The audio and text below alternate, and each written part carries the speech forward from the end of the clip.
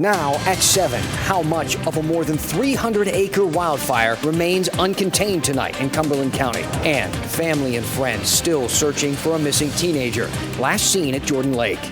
He knew what he was doing with the jet ski. Swimmer as well.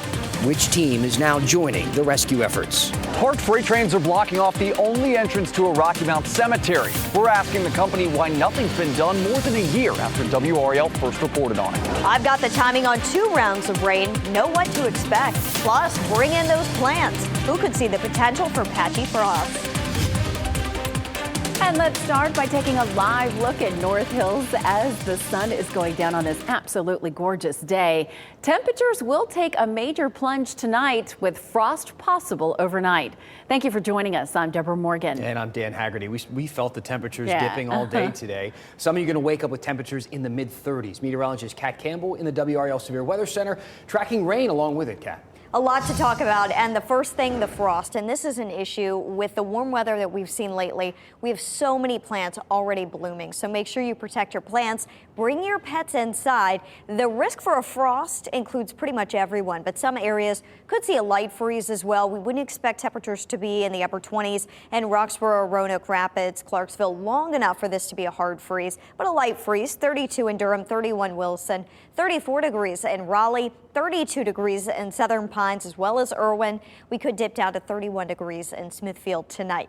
Tonight will be the cooler night, and then things begin to change tomorrow. High pressure is going to move offshore, and that opens the door for our next rainmaker to move in from the west, and that round of rain likely to arrive early in the day on Friday. I will say I don't think that this is going to be a heavy soaking round of rain that would wash away the pollen. Any little bit helps, but we have scattered light rain in the forecast through about lunchtime, and then the rain should begin to back off during the afternoon. I'll track the arrival of the rain hour by hour on Futurecasts coming up. All right. Sounds good. Talk to you soon. Thanks, Kat. Authorities in Cumberland County say the wildfire on Dudley Road has grown to more than 300 acres. Right now, that fire is only about 60% contained. WRAL Sky 5 flew over the area in the eastern part of the county. Vander's fire chief says crews from multiple agencies did a remarkable job saving lives and property. About 10 families were evacuated, and fire crews managed to save at least 4 homes. No properties were destroyed. Crews spent today knocking down hot spots. Well, we're dealing with low humidity again and winds, shifting winds. Supposed to be a pretty stiff wind. And again, the conditions are right for the fire to continue to burn and escalate with the potential of maybe jumping a couple fire lines. The Forestry Service used plows to widen fire lines cut in the woods last night. The chief is advising people who are cleaning yard debris to avoid burning anything until the conditions improve. New tonight, crews just wrapping up their search efforts for today. Still at this point, no sign of the 15-year-old who disappeared on Jordan Lake last night. Multiple agencies, including canines from across Chatham County, have been helping to look for this teenager near the Farrington Point boat access. They're looking from the water, of course, land as well around the lake and from the air. In just the last 2 hours, family confirming the teen you're looking at, Robert DeLato. That's the boy's name. The teen was riding a jet ski yesterday when it had some mechanical issues. Family went for help, but when they returned, his watercraft was floating there in place with DeLato nowhere to be found. Family and friends are still holding out hope he'll be found alive. I do have confidence that he knew what he was doing with the jet ski. Swimmer as well. Search crews will be back out first thing tomorrow searching for the teen, and we will bring you any updates on those efforts at WRAL.com. New warrants reveal the mother of the missing North Carolina 11-year-old at the center of an FBI investigation wanted help smuggling the little girl and herself away. Madalena Kojikari's mother, Diana, also told a distant relative she was in a bad relationship with her husband, Christopher Palmer, and wanted a divorce. Investigators believe that relative made multiple calls to people involved in drugs and human smuggling. Madalena was last seen getting off of her school bus in November. Her mother later said she did not report her missing for 3 weeks. The little girl's mother and stepfather are now in custody. Lee County investigators arrested the co-worker of a man murdered outside a popular Sanford restaurant, Fat Junior's. Armand Jones of Fayetteville is now in custody, accused of shooting and killing Calvin Lester Jr. Lester's body was found in the early morning hours when the restaurant was closed. Investigators say both Jones and Lester worked at the Caterpillar facility nearby. Deputies say this all happened after both men got off work. No word yet on what led up to the shooting. Jones is in jail under no bond. Some families in Rocky Mount are telling us that CSX freight trains are blocking the road there, blocking the only entrance to a local cemetery, and they're doing so for hours at a time. It's an issue that WRAL first brought to the company's attention more than a year ago, but nothing appears to have changed. WRAL's Keenan Willard is pressing that company again for a response. Kim Crandall tells me the stop trains are more than just an inconvenience. They've been physically shutting her off from grieving for her son here, and it's made the last year even harder on their family. It's very depressing and upsetting to know that you can't get across there to visit your loved one. Kim Crandall's son, Javante, was murdered in Rocky Mount 10 months ago. He's buried at Marks Chapel Cemetery, and every other day, his mother tries to visit his gravesite. But she says half the time, something's standing in the way. The train track is only one entrance, and they continue to block that. 2 years ago, rail company CSX built its Carolina Connector terminal nearby, shutting off one of the two access roads to the cemetery. The only remaining entrance is crossed by tracks that the trains use to wait for the terminal. The result? Sometimes the trains stay on the track 3 hours. You have to leave and come back, and sometimes when you come back that second time, you still can't get across. Crandall says for months, her family members have been blocked from mourning or trapped on the cemetery side for hours at a time. It has sent me in a down spiral before, and it's very upsetting. It's not a new issue. WRAL reported on parked CSX trains blocking families from the cemetery over a year ago. At the time, the company told WRAL it would fix the issue with a new policy, breaking apart waiting trains to allow cars in and out of the cemetery. But Crandall says that hasn't happened. I don't know who to start with in this process, but I would just like to see something done. WRAL reached out to CSX again this week, asking the company if they ever implemented the promised policy of breaking apart the trains to allow cemetery access, as well as if they've considered developing another way in and out of the cemetery. Today, a CSX spokesperson says the company is looking into the issue. Some families feel it should be a simple fix. If you have to block that entrance, take the cars apart. Leave space in there for the cars to come across the track. Keenan Willard, WRAL News, Rocky Mount.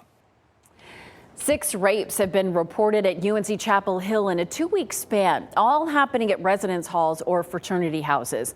WRAL learned of the reports going through the UNC police crime log. Some of the rapes, though recently reported, happened as long ago as 2019. A survivor advocate says delayed reporting is common, especially at colleges. This is something we see a lot, especially in situations where the person who has perpetrated the sexual harm has some kind of social standing or social power in the community. So athletes, professors, people who are heavily involved or have a public persona on campus. They tend to experience a lot of public support. In a statement, UNC told us its top priority is safety of its students, faculty, and staff. We take this responsibility seriously and encourage the reporting of incidents. The spokesperson highlighted several resources for survivors. We have those on WRAL.com along with this story. I'm Chris Lovingood in the WRAL Live Center following this story. Governor Roy Cooper detailing that $1 billion worth of mental health plan that is supposed to address not just mental health, but also substance abuse needs with the increasing overdose deaths, as well as alarming rates of suicide among young people. So just a couple of points that he's trying to address with this plan: more behavioral health services for people in schools and jail, more spending on inpatient treatment and supplemental services like mobile crisis units to help people who are going through psychiatric episodes. And then the governor also wants to raise Medicaid reimbursement rates to provide mental health services to the providers of mental health services, that is. So just some significant points there that's outlining this. And mind you, this is all coming at a time during the Medicaid expansion discussions that are happening at the state level, as well as Republicans saying that they may have been able to agree on some key terms regarding the budget. But if you want to detail this a little bit more, this health spending plan, you can go to WRAL.com. We've got it all laid out for you there. and a mental health effort he laid out during the State of the State on Monday. Chris, thank you so much. Can't tell you that some state lawmakers are hoping to add North Carolina to the list of states that have officially requested a constitutional convention. Two bills that to do just that passed the State House today. WRAL Capitol Bureau Chief Lauren Leslie explains the reasoning on both sides. Most constitutional amendments come to us from Congress, but an Article 5 convention would allow delegates from the states to propose amendments instead. The supporters say it's the only way states can really rein in Congress, but opponents warn it could mean a small group of politicians could essentially rewrite the Constitution. House Speaker Tim Moore filed a bill calling for an Article 5 constitutional convention on term limits for Congress, an issue that Congress itself has refused to consider. He said the framers of the Constitution included Article 5 for exactly such a problem. One of the things they knew they had to have was a mechanism where the states could hold the federal government accountable if it ever just got out of hand and out of control. If we don't see that today, I don't know when we've seen it. But they can rein that in. Article 5 was that tool. If 34 states pass the same resolution calling for a convention, Congress has to convene one.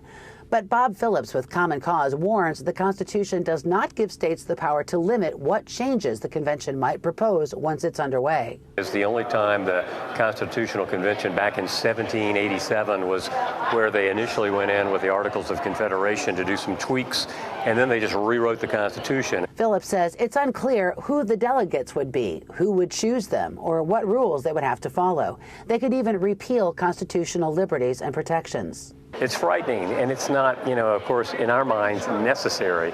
This is not good for democracy.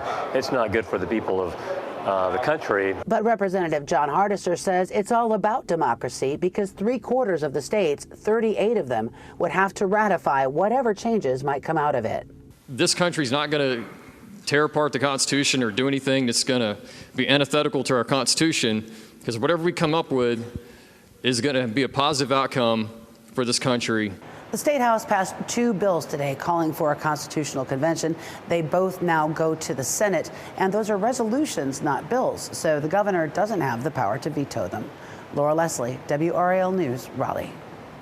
Pharmaceutical company Novo Nordisk is expanding in Johnston County. The company bought more than 100 acres of land in Clayton for nearly $7 million. That's according to deeds filed February 23rd.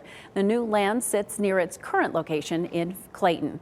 Novo Nordisk is one of the county's largest employers since arriving nearly 3 decades ago. Investigators are still trying to figure out who is behind the power grid attack that left 45,000 people in the dark. But I call them a bunch of cowards. Why they're looking into hate groups in connection with that Moore County investigation. Plus, surveillance cameras captured a luxury car heist in our state where thefts drove the vehicles right out of the dealership showroom. Why officials believe this could be part of a larger operation.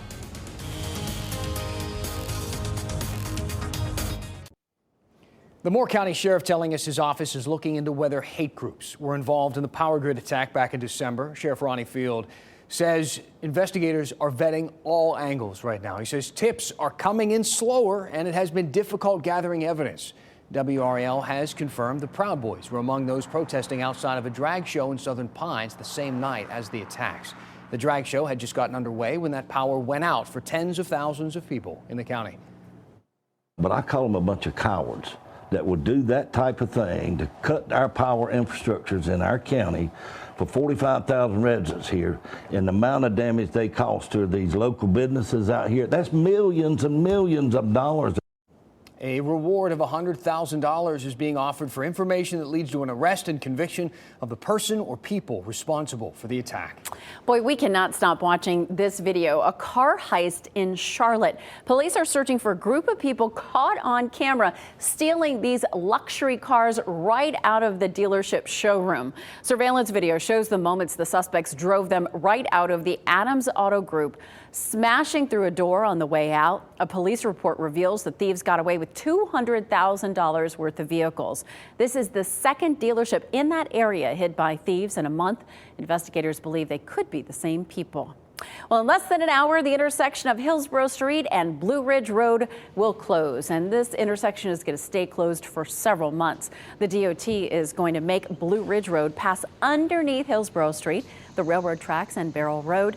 The project is part of a larger one to improve safety for in the area for people attending events at PNC Arena and the State Fairgrounds. Tonight, we are getting an inside look at the North Carolina Freedom Park in downtown Raleigh ahead of its opening this summer. It's been nearly 3 years since crews broke ground there on the program, and now we're closer to seeing that final product. WRAL's Destiny Patterson shows us how a group of students will use their skills to shed light on the park itself and the meaning behind it. I joined a group of Wake County students for one of the first official tours of Freedom Park. Contractors say that this will be a giant leap for the city, the state, and the Black community. Freedom. People who have thought about it most deeply are the people who are denied it most completely. And the idea of freedom is one that organizers take seriously. I grew up in a segregated North Carolina. I could not sit in the front of the bus. I could not go to certain bathrooms. They've worked for nearly 2 decades to build a space to appreciate North Carolina's Black history. It has taken 17 years to reach this point. The current generation is facing new obstacles and new struggles as the struggle for freedom continues. It's our deep history that we don't really get to see. Janae Snell and her classmates will be creating an app highlighting Black history in downtown Raleigh, including Freedom Park. She says the city needs this. There isn't anything else like this in other places in Raleigh. They will reflect on the quotes that are around the wall, and they will look at the beacon, which is a guide and an inspiration for the future, and they will leave here with a new outlook on freedom and equality for all. While the contractors didn't want to put a specific date on it, they say they hope to welcome their first guests this summer. Destiny Patterson, WRAL News, Raleigh. Well, we are coming to an end of this absolutely beautiful day, and boy, the temperature is really going to start falling. Meteorologist Kat Campbell joining us now in the WRAL Severe Weather Center. Kat, how cold will it be? It's going to be in the low to mid 30s tonight. Today felt much cooler than it has been lately, but it's actually pretty much right on par with where we should be in early March. Tonight, though, we've got clear skies, light winds, dry air, and that means temperatures are really going to be plummeting. So a heads up, we could see a frost, but it is a beautiful night. A live look from the City of Raleigh Museum there at the Natural Sciences Museum. Looking at our sunsets, you know, of course, it's dark out right now. Saturday, the sunset 6:18, but by Sunday, 7:19 p.m. So during our 7 o'clock newscast next week, we should have some really pretty sunsets to show you. Our pollen count today was high. It'll stay high tomorrow, but there is some relief in sight on Friday, and that's because we've got the chance for rain Friday. Tomorrow should be a good day to wash your car. Friday, it's just going to be that kind of a rain that collects the pollen. It's not really going to wash it all away. Sunday into Monday, though, that's the round of more significant rain that could really be more of a soaker to help wash away the pollen. We do have high pressure remaining in control of our local weather, but that backs off tomorrow, and then it opens the door for our next front to move in from the west, and that's going to bring some rain by early Friday morning. No rain tomorrow or tomorrow night. After midnight, that's when we could see some spotty light drizzle gradually moving in from the west. I don't think that this is going to be very heavy rain for us, but by the time we get to the morning commute on Friday, we've got some scattered showers around, mainly light. They stick around through the late morning hours and lunchtime, but after lunchtime, we should dry out from west to east. So I think that the evening commute will be in better shape than the morning commute on Friday. But I will say it's still going to be pretty cloudy and chilly on Friday. Just definitely a different look outside. 52 degrees in Raleigh right now. 53 degrees in Greensboro. All the basketball games in good shape there tonight with dry weather. If you know anybody driving back this way, they're not going to have to drive back in any rain or anything like that, but it will be chilly. A frost possible tonight. 32 in Durham, 34 in Raleigh, 35 degrees in Fayetteville, and we could dip as low as the upper 20s briefly in Roxborough. Tomorrow is our last day in the 60s on the entire 7-day forecast.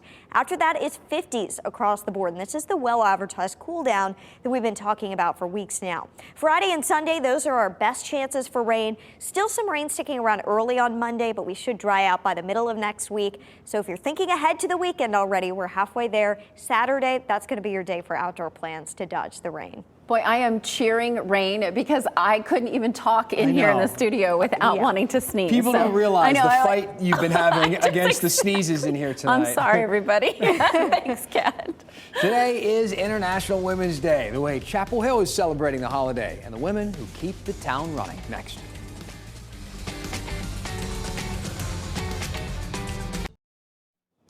A medical technology startup based in Cary and backed by NBA star Charles Barkley has received FDA clearance for its first-to-market seizure disorder device. Inspired by her own experience of living with seizures, NeuroVice founder Ashlyn Sanders created this device called the Protector Against Tongue Injury, or PATI device. It's designed to prevent oral injuries, but Sanders says it can also support a patient's open airway during a seizure. Sanders raised more than $2 million to make it a reality. Seems like such a simple idea, but what a great design. It's going to help people. Well, in honor of International Women's Day, the town of Chapel Hill is honoring the women who keep it moving. Check this out. They shared this video online today highlighting the many roles women serve. This is great. The video including staff from all over the town, Chapel Hill Police and Fire Departments, the Transit, Public Library, Parks and Recreation, the Parking Services, Communications, Community Arts, the Town Manager's Office, Public Works, Public Housing, Emergency Management. If I forgot anybody, I'm sorry. I think I listed everybody there. But look, I mean, a lot of great women helping that city and every other city in our area to do what it does. We hope you will join us and our special guests tomorrow to celebrate the local arts community. Yeah, one of those people we're going to see from Broughton to Broadway, Tony Award-winning performer Beth Level talked to WRAL about her start on the stage. My first show I ever did was my senior year at Broughton High School. I remember the first day of rehearsal, and I instantly went, who are these people and where have they been all my life? What a fun, I love that story. Oh, yes, I know. That's great. See Beth Level and others perform during Big Night In for the Arts tomorrow at 7 on WRAL. So we're going to have that special instead of our regular news. And I'm going to be out there out and about the entire day. So, you know, 4, 5, 6, all of our newscasts in the evening. Fun. I'll be out there letting you know all the special events and all the guests. It's going to be a great time. Hope you can join us. Yeah. Thanks for being with us tonight. See you again at 10 and 11. Good night, everybody. Keep watching WRAL News over the air channel 34 and Spectrum channel 1257.